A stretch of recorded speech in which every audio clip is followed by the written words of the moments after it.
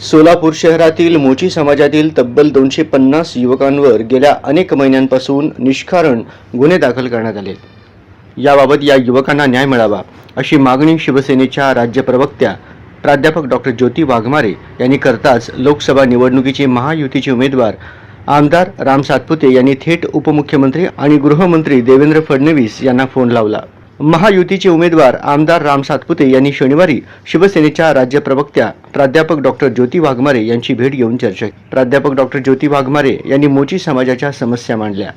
मोची समाजाचे नेते करण म्हेत्रे यांचे कोरोना काळात निधन झाल्यानंतर त्यांच्या अंत्ययात्रेत जमलेल्या मोची समाजातील सुमारे 250 युवकांवर 353 कलमाखाली गुन्हे दाखल करण्यात आले। महाविकास आघाडीचे सरकार असताना त्यावेळी माजी केंद्रीय गृहमंत्री सुशीलकुमार शिंदे यांच्याकडे गुन्हे मागे घेण्याबाबत मागणी केली असता पोलीस आयुक्त आमचे ऐकत नाहीत असे उडवाउडवीचे उत्तर त्यांनी दिले होते। मात्र आता आम्हाला तुमच्याकडून अपेक्षा आहेत असे सांगताच महायुतीचे उमेदवार आमदार राम सातपुते यांनी थेट गृहमंत्री देवेंद्र फडणवीस यांना फोन करून घडलेल्या प्रकाराची कल्पना दिली। तसेच मोची समाजातील 250 युवकांवर दाखल करण्यात आलेले गुन्हे मागे घ्यावेत अशी विनंती केली।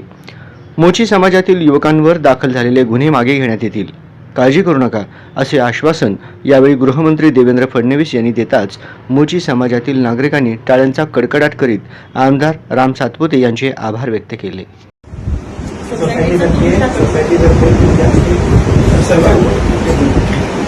हॅलो